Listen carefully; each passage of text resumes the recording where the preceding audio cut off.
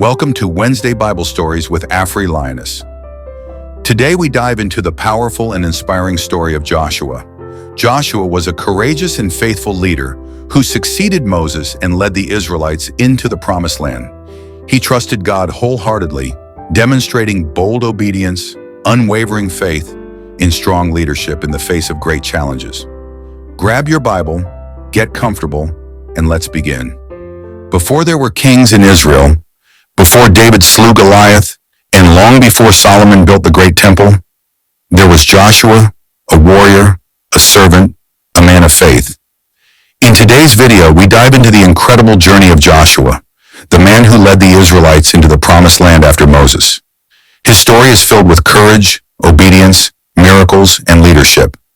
If you've ever wondered what it means to follow God wholeheartedly, Joshua's life is a blueprint. Let's begin. Joshua's story begins in the shadow of greatness. He was born in Egypt and lived through the oppression under Pharaoh. His Hebrew name was Hoshea, but Moses later changed it to Joshua, meaning the Lord is salvation.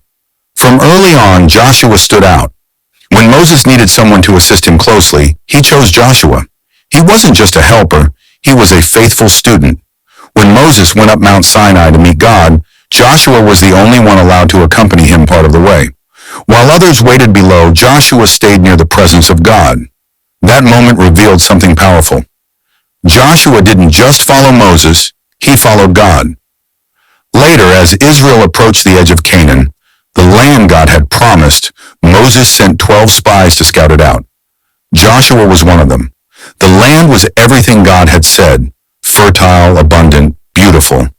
But 10 spies came back terrified. They said the people were giants, and that Israel had no chance. Only Joshua and Caleb stood firm. They said, "Let us go up at once and possess it. We are well able." Numbers 13:30. But fear won. The people rebelled. Because of their unbelief, God sentenced that entire generation, except for Joshua and Caleb, to wander the wilderness for 40 years. Joshua's faith didn't just make him a hero, it made him one of the only two from his generation to live to enter the Promised Land. Eventually, the time came for Moses to pass the baton. God told Moses that he would not enter the Promised Land because of his disobedience at Meribah. Instead, he would only see it from a distance. On Mount Nebo, Moses looked across the Jordan River at Canaan. There he died, and the leadership passed to Joshua. Imagine the weight Joshua must have felt, taking over from the man who spoke face to face with God. But God didn't leave him alone. In Joshua 1:9, he said, "Be strong and courageous. Do not be afraid, for the Lord your God is with you wherever you go." Joshua's leadership begins with God's promise, not of ease, but of presence. With God's command, Joshua led Israel to the banks of the Jordan River, but the river was at flood stage. Crossing it seemed impossible. Then came a miracle.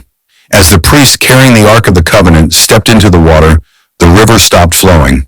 The people crossed on dry ground, just as they had done at the Red Sea.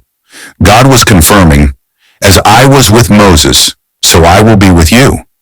Joshua had the people take 12 stones from the riverbed to build a memorial. He wanted future generations to remember, God makes a way. Their first major obstacle in Canaan was the city of Jericho, a fortress with massive walls. But God gave Joshua unusual instructions. March around the city once a day for 6 days. On the 7th day, march 7 times, then blow the trumpets and shout. Joshua obeyed, and on the 7th day, the walls collapsed. No human weapon had touched them, only obedience and faith. This victory set the tone. Israel wouldn't conquer Canaan by might, but by trusting God. But it wasn't all smooth.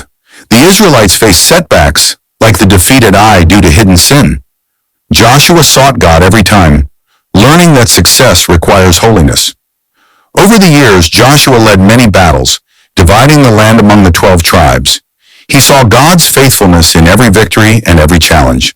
Joshua wasn't perfect, but he was faithful, and he consistently pointed the people back to God. As he neared the end of his life, Joshua gathered the people one last time. He challenged them, "Choose this day whom you will serve, but as for me and my house, we will serve the Lord." Joshua 24:15. That verse still echoes in homes today. Joshua died at 110 years old, buried in the land he had once spied on as a young man. He went from servant to spy to leader to legend.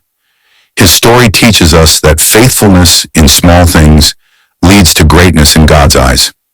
That with God, walls fall, rivers part, and promises are fulfilled. Thanks for watching. If Joshua's story inspired you, give this video a like, share it with a friend, and subscribe.